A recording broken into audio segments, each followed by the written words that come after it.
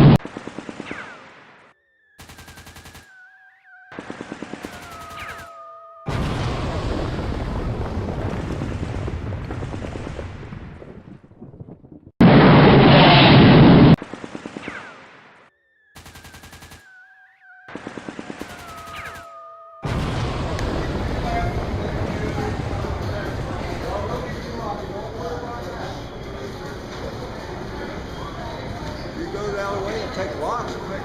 Okay.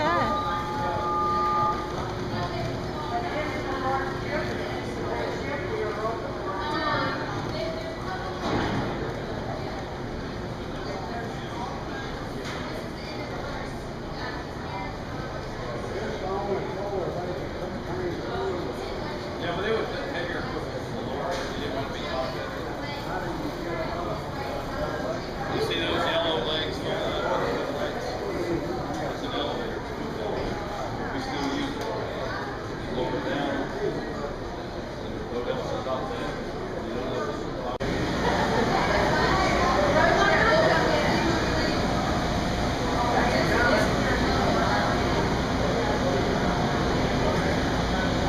This ship was built in 1942 in Philadelphia.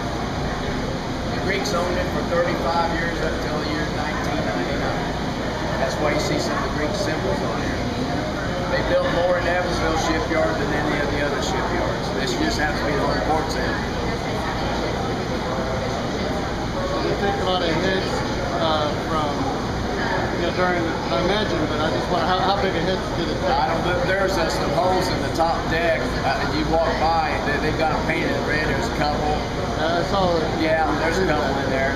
And around the tank gun tubs, there you see where they've been patched. We assume that they took some hits there, because that's where the guns were at.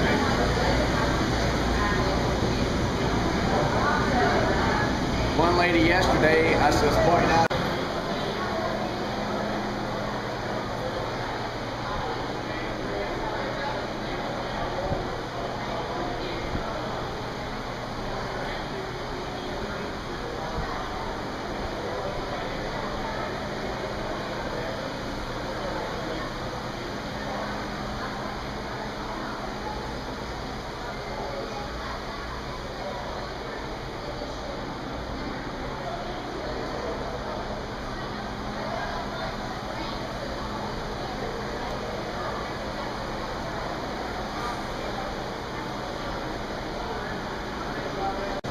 She goes, my dad was a German POW. He stayed in the States after he got shipped over.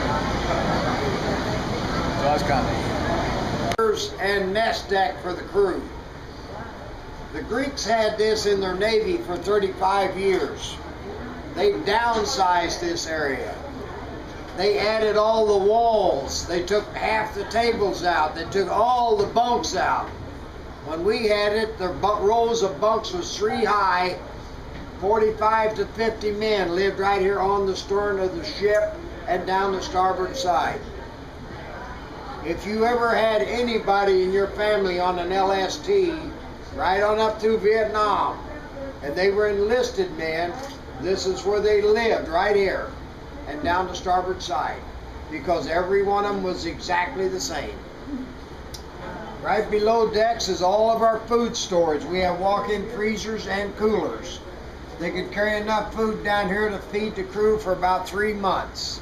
Usually about 110 men, 9 officers, more or less. As you go up the ladder here, you'll see our galley next, right overhead. They're cooking our dinner right now. Oh. Now we live aboard each summer while we cruise for about a month in September. We go all the inland waterways of the United States, Central United States. Wherever the towboats can go, we can go. Wow. Thank you for coming. Yes, sir.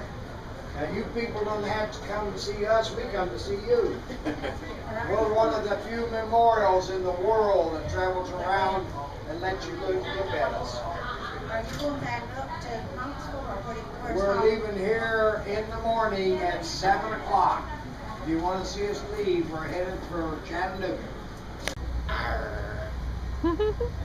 Good.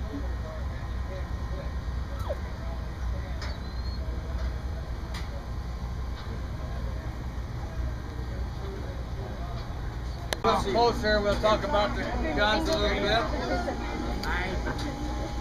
Again, we continue.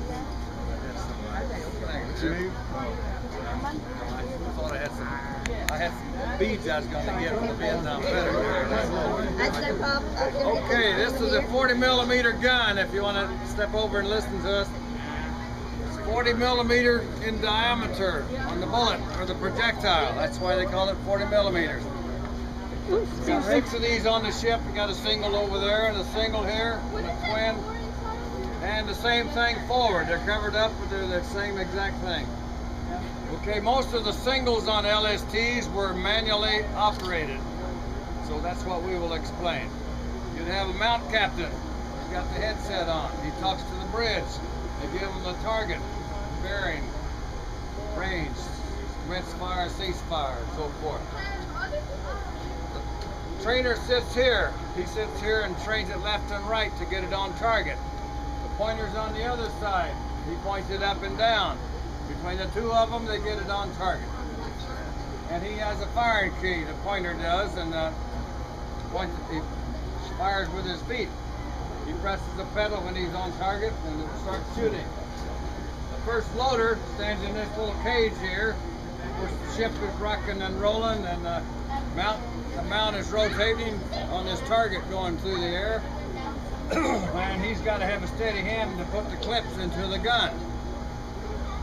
Second loaders are handing him the clips. They're coming out of these cans, 4 clips to a can, sitting all around inside, and they're handing them to him as it's rotating. And with a good crew, they'll shoot about 120 rounds a minute. There's more ammunition down through this hatch that you walk by.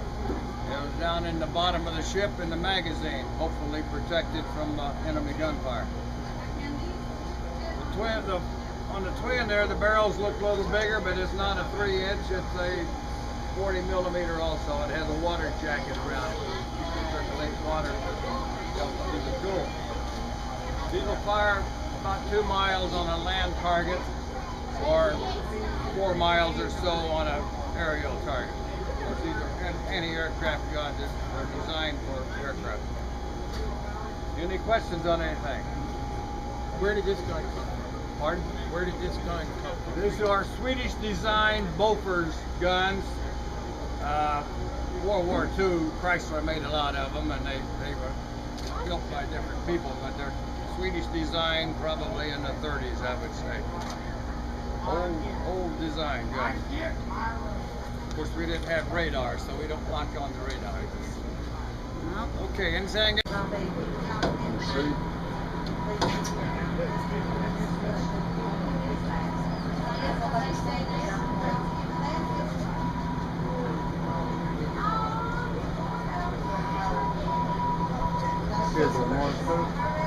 can't bring that section over.